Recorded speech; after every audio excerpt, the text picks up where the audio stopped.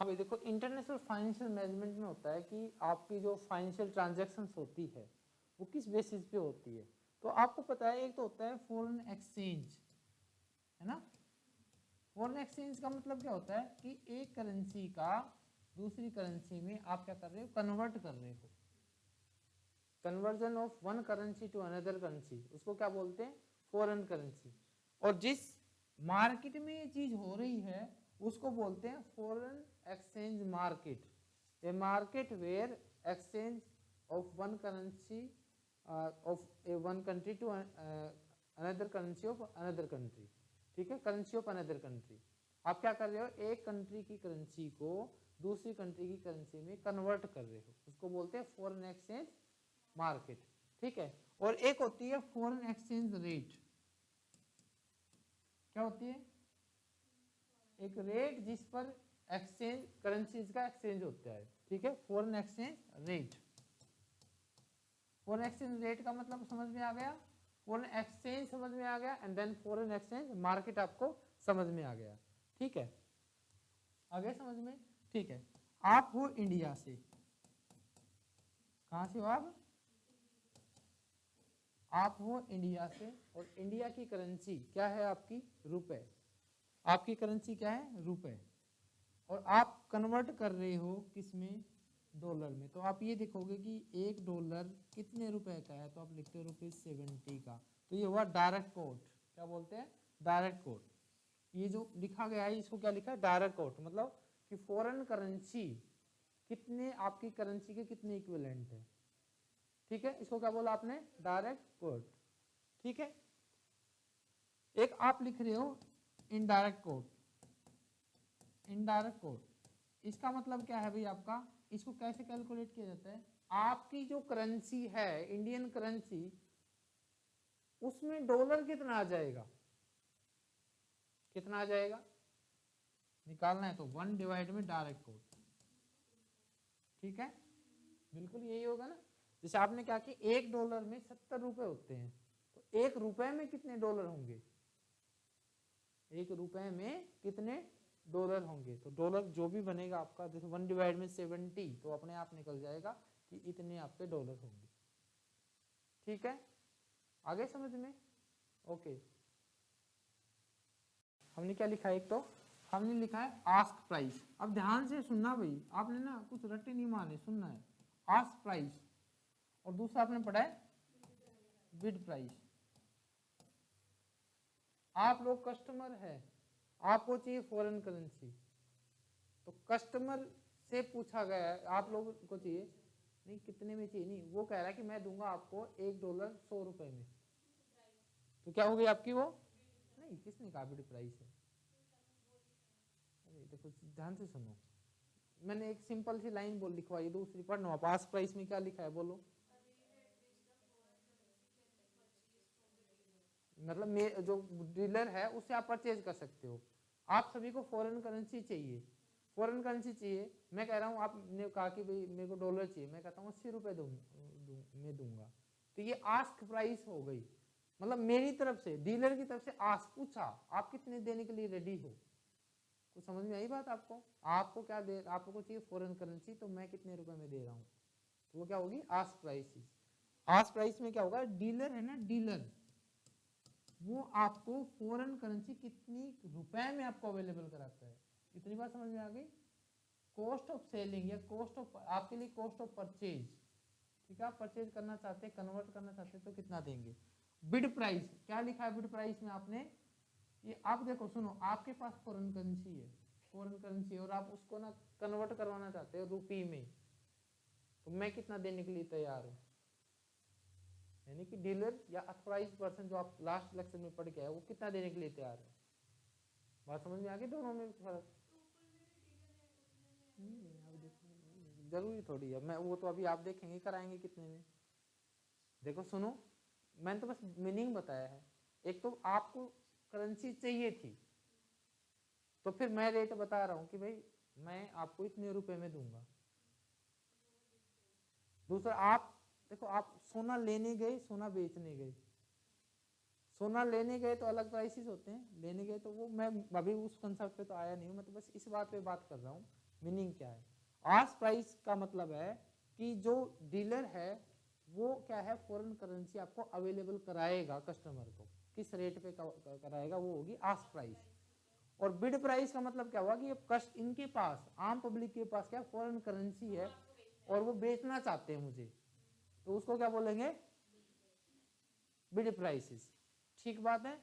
अब मेरे को बताओ, मैं हूँ मतलब अथोराइज पर्सन या एक मिडल मैन या डीलर, तो मुझे बताओ मैं कौन सी रेट को कम रखूंगा, कौन सी को ज्यादा रखूंगा?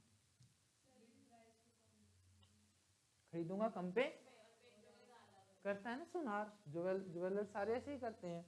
तो मैं क्या करूंगा, आस्क प्राइस तो होगी आपकी हाई और ये क्या होगी आपकी, ठीक बात है, आगे समझ में? तो इसी चीज से निकलेगी आपकी परसेंटेज स्प्रेड, मतलब इन दोनों के जो गैप होता है उसको बोला जाता है स्प्रेड।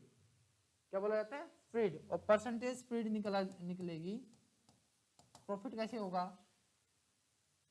प्रॉफिट किस पे होगा? इसको ज्यादा रखने पर ना, तो आप क्या लिखोगे? बिड प्राइस, सॉरी ये तो कम होगी ना,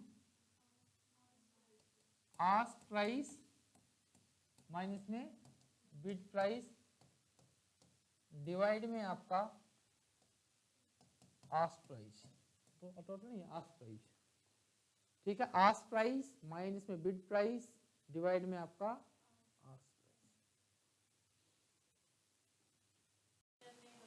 फॉरवर्ड जो एक्सचेंज रेट है वो आपके क्या है कि आप देखो होता क्या है, पहले तो ये भी समझो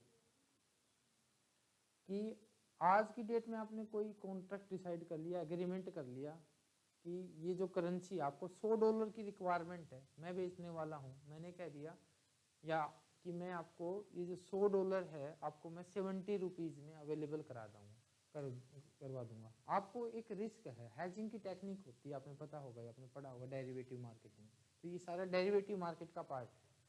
तो उसमें क्या होता है कि आप एक कॉन्ट्रैक्ट कर लिए मेरे से कि भाई मेरे को ना 70 रुपीज़ में अवेलेबल करा देना, ठीक है। आपको ये लग रहा है कि ये बढ़ेगा, मतलब कि अब रुपए कमजोर होगा कि 80-90 पे जाएगा, और मुझे लग रहा है कि ये और भी कम होगा, तो मैं अपना प्रॉफिट देख रहा हूँ, आप अपना देख रहे हो, इसीलिए तो हाईएस्ट रिस्क की कैटेगरी में डेरिवेटिव है ना। आपका भी रिस्क है, आप अपने रिस्क को कम करने के लिए मेरे पास आए हो, ठीक है। तो क्या हुआ कि एक कॉन्ट्रैक्ट हो गया दो पार्टीज के बीच में, इसमें बायर और सेलर ऑफ करेंसीज है। बाय और सेल क्या है कि स्पेसिफिक कंडीशन, स्पेसिफिक डेट और स्पेसिफिक प्राइसेस पे, उसको क्या बोलोगे आप? फॉरवर्ड एक्सचेंज रेट, ठीक है। आगे समझ में? ओके, जिस डेट को और जिस रेट पर ये करेंसी, जैसे मान लो आज की डेट में करेंसी कन्वर्ट हुई तो उसको बोलेंगे स्पॉट प्राइस। क्या बोलेंगे? Spot price.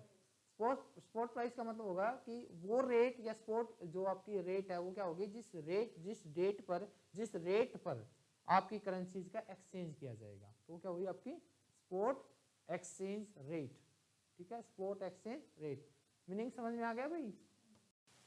क्या चीज है भाई, हमारा ना $1 70 रुपीज का है, और ऑप्शन नंबर फर्स्ट ये आया हमारे पास कि ये जो मार्केट प्राइस, ये तो क्या हुआ हमारा फॉरवर्ड रेट डिसाइडेड हो गया, और हमारा डेट क्या था कि 28 फरवरी को हमने कॉन्टैक्ट करना है, तो ऑप्शन नंबर फर्स्ट की एक तो ये चीज हो गई कि इस तारीख को, किस तारीख को, 28 फरवरी को, कि जो $1 है इसकी जो एक्चुअल प्राइस या स्पॉट रेट है वो आपकी हो गई है ₹60।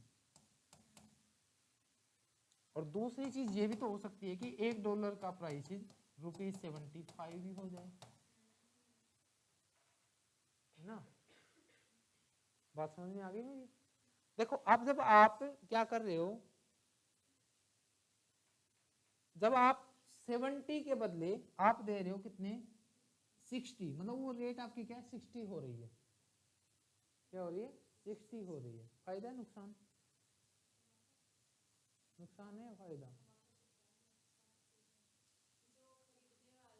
हाँ, नहीं ये बाय और सेल करने का मेरी साइड से सोचनी है अपनी बात, यानी कि आपने सोचना किसकी साइड से, सेलर की साइड से, मतलब कि मैंने कॉन्ट्रैक्ट दिया, फॉरवर्ड कॉन्ट्रैक्ट मैंने किया है, ठीक। अब देखो मैंने क्या किया कि 70 पे कॉन्ट्रैक्ट किया, ये मेरी फॉरवर्ड प्राइस हो गई।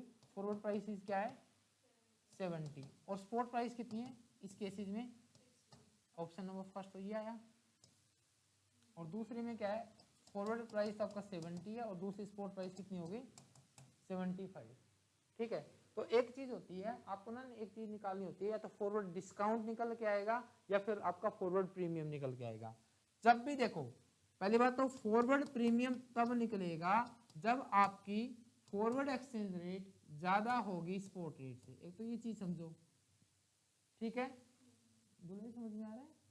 दूसरी चीज क्या है, आपकी फॉरवर्ड डिस्काउंट, दूसरा क्या मैं लिख रहा हूँ, फॉरवर्ड डिस्काउंट, कि भाई फॉरवर्ड कॉन्ट्रैक्ट करने की वजह से आपको नुकसान हो रहा है, मतलब अवेलेबल करानी पड़ेगी 70 में 75 की चीज, तो ये डिस्काउंट दे दी आपको 75 से 70। तो ये कब होगा, जब आपकी स्पॉट ज्यादा होगी फॉरवर्ड से। तो चीज समझ में आ गई। एंड कैसे निकालेंगे फॉरवर्ड परसेंट प्रीमियम, देखो फॉरवर्ड प्रीमियम निकालेंगे। फॉरवर्ड प्रीमियम जब आपको निकालना है, पहले तो इन दोनों का डिफरेंस ले लो, और परसेंटेज में निकालना है ना, कितना प्रीमियम निकला, तो आप लेंगे फॉरवर्ड माइनस में स्पॉट, और डिवाइड में आपका, जैसे उसमें क्या आपने लिखा था, इसका निकलेगा आपका मल्टीप्लाई 12, कितना परसेंटेज है, परसेंटेज निकलेगा 12 डिवाइड में आपका n, और मल्टीप्लाई आपका 100। ये किसका बनेगा, फॉरवर्ड प्रीमियम का। क्या बना, फॉरवर्ड प्रीमियम का। कितना फायदा हुआ आपको, कितने महीने में हुआ, एक तो ये निकला। और फॉरवर्ड डिस्काउंट निकालना है तो सिंपल सा इसी का कर देना आपने। क्या निकालना है, फॉरवर्ड प्रीमियम, इसी में बस यही करना आपने, forward discount is equal to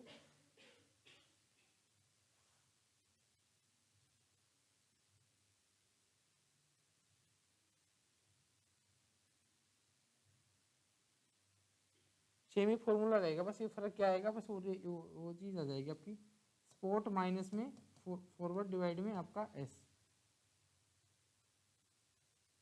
multiply 12 divide में आपका एन, मल्टीप्लाई आपका 100। ठीक है,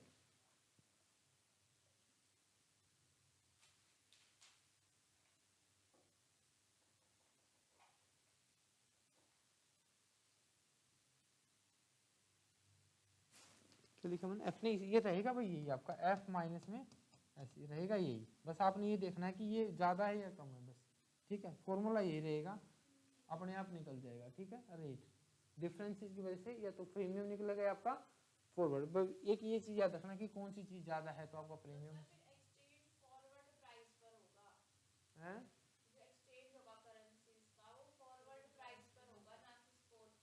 बिल्कुल, हाँ तो उसी पे होगा जब कॉन्ट्रैक्ट हो चुका है। तो स्पॉट प्राइस क्या हुआ कि आज की डेट क्या है, जैसे स्पॉट का मतलब ऑन द स्पॉट, आज क्या है, मतलब आप आज का डॉलर का रेट जो है वो आपका क्या हो गया, स्पॉट प्राइस है आज का। ठीक है, फॉरवर्ड प्राइस होगी जो जिस पे आपका कॉन्ट्रैक्ट या डील होनी है। बिल्कुल ठीक है, ये तो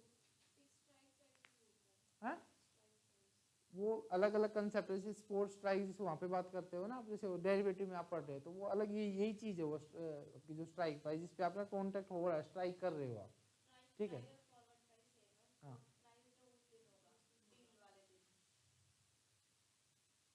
ठीक है, ठीक है ना, चलो ठीक है, ओके, इतना समझ में आ गया, फॉरवर्ड प्रीमियम फॉरवर्ड डिस्काउंट। ठीक है, चलो बहुत बढ़िया। अब ना, अब आता है arbitrage in foreign exchange market. बिल्कुल देखो अब आर्बिट्रेज कैसे होता है और इंटरनेशनल आर्बिट्रेज कैसे होता है। ठीक है, ट्रायंगुलर आर्बिट्रेज क्या होता है, कंसेप्ट समझते चले जाना। अब हमारे पास क्या है, आर्बिट्रेज, इंटरनेशनल आर्बिट्रेज।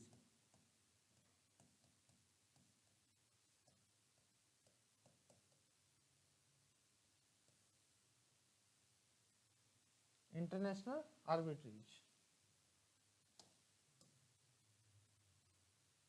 देखो भाई आर्बिट्रेज का मतलब क्या होता है।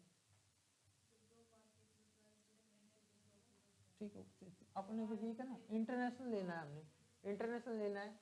एक कंसेप्ट समझ लो, जैसे हमारे पास ना एनएससी है और एक हमारे बीएससी। एक बार तो मैं यहीं पे बता रहा हूँ आपको। ठीक है, एनएससी है और आपका बीएससी है।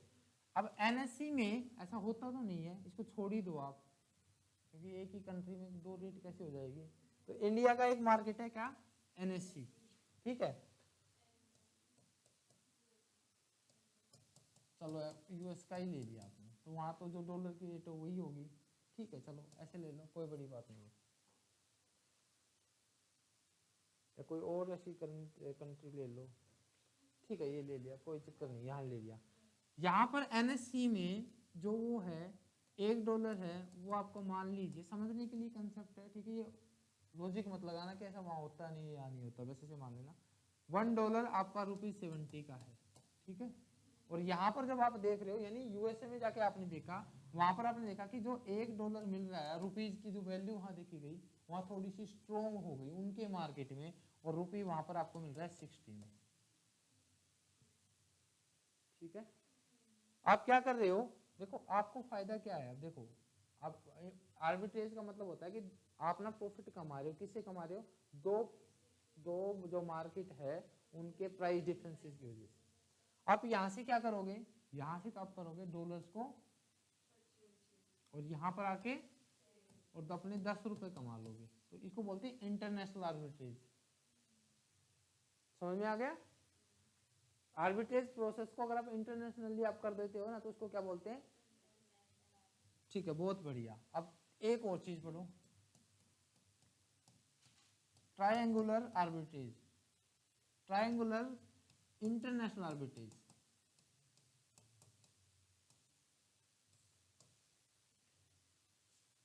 ठीक है, ये देखो मैंने क्या लिखा है, एक जो डॉलर है वो लिख दिया मैंने ₹70 का, मैंने लिख दिया। एक जो पाउंड है वो आपका है $2 का, और एक जो पाउंड है वो आपका है ₹100 का, ठीक है। तीन बातें समझ में आ गई आपको? पाउंड, ये पाउंड ही सेम ही है, ठीक है। तीन करेंसी समझ में आ गई हमारे पास ना, तीन करेंसी गिवन है, एक तो करेंसी आपकी रुपी, ठीक है, दूसरी आपके पास है डॉलर, और तीसरी हमारे पास है पाउंड, ठीक है। और ये रेट गिवन है कि एक जो डॉलर है वो ₹70 का है, और एक पाउंड $2 के बराबर है, और एक पाउंड ₹100 का है,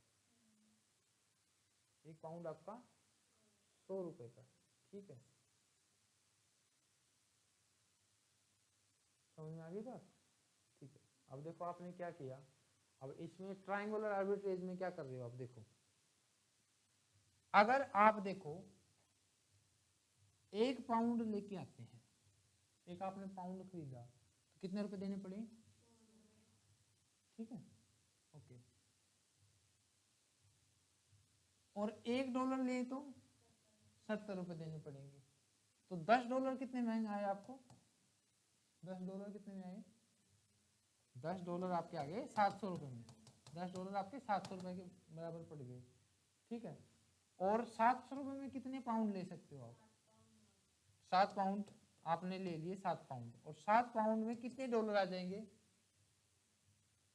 7 पाउंड में कितने डॉलर आ जाएंगे, एक पाउंड में $2 है, $14 आपके पास आ गए हैं।